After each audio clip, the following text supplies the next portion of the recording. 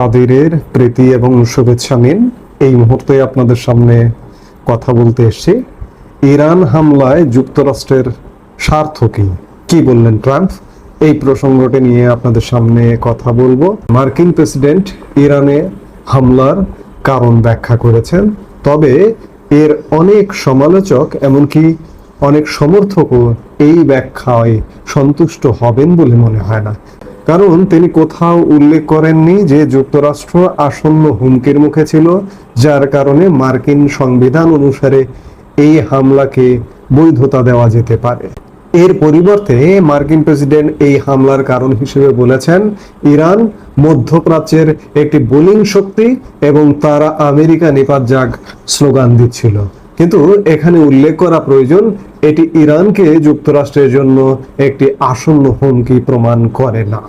Trump আরো বলেছেন ইরানের বিদ্বেষের কারণে অনেক মানুষ মারা গেছে, কিন্তু তিনি নির্দিষ্ট করে বলেননি যে তারা আমেরিকান কিনা।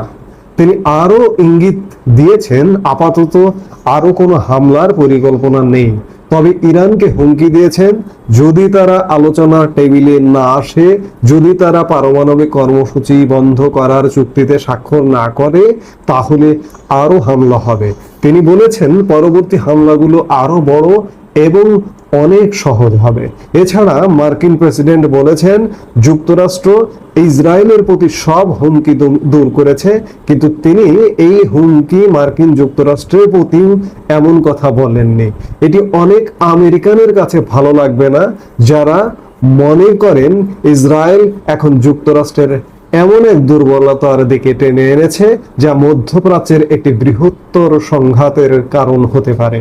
এর ফলে আমেরিকান সৈন্যদের ঝুঁকির মধ্যে পড়তে হতে পারে এবং একটি অপ্রয়োজনীয় যুদ্ধে আমেরিকান করদাতাদের অর্থ আরো বেশি অপচয় হতে পারে।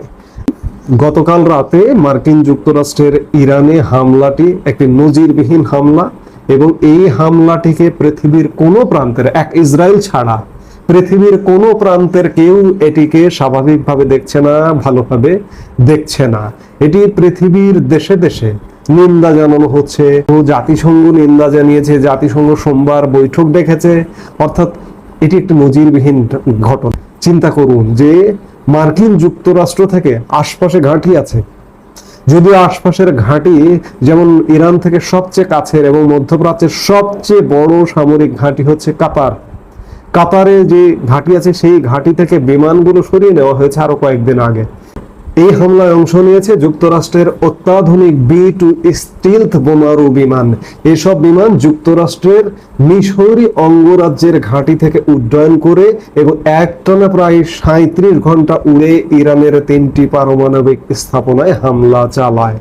এই হামলা চালানোর পরে কি মার্কিন যুক্তরাষ্ট্র ভয় পেয়ে গেছে?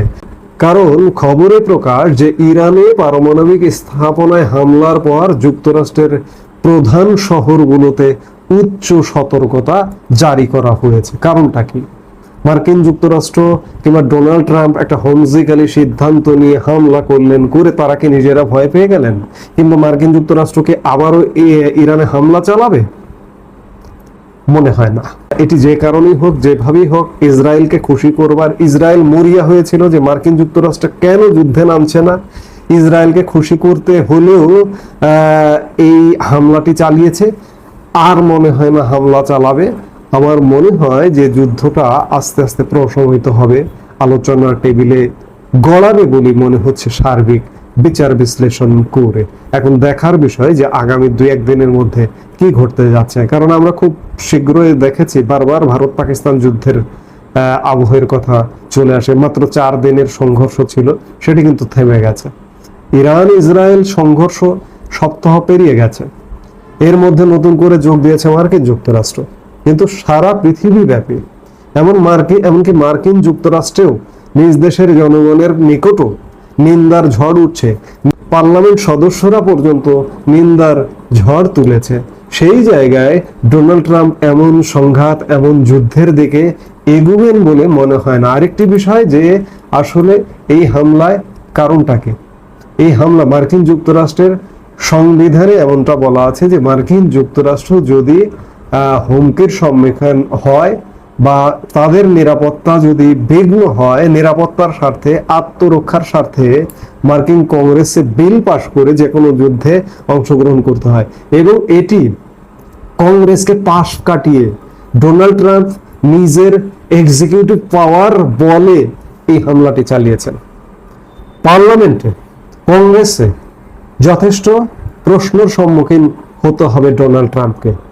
এসবের মুখোমুখি হবেন কিংবা আর হামলা চালাবেন? আমার মনে হয় না আর হামলা চালাবেন তিনি। এটি হয়তো শেষ। সংঘাতটি আস্তে আস্তে প্রশমিত হবে বলে মনে হয়। এখন দেখার বিষয় আগামী 2-1 দিনে কি ঘটছে। এই মুহূর্তে এ পর্যন্ত। সবাই ভালো থাকুন, সুস্থ থাকুন। আমাদের ভিডিওগুলো নিয়মিত পেতে সাবস্ক্রাইব করুন Sajjad Kadir and the legends YouTube channel.